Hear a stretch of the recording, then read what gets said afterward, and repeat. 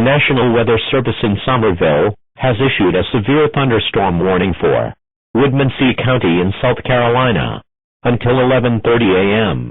At 9:30 p.m., National Weather Service Doppler radar indicated a severe thunderstorm capable of producing laptop key-size hail and damaging winds in excess of 95 miles per hour.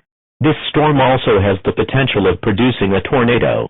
This storm was located over Cane Bay in Ramsey County and is moving south at 48 miles per hour.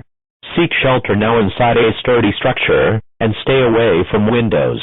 Repeating, a severe thunderstorm warning has been issued until 11:30 a.m. for the following counties: Woodmansee County in South Carolina,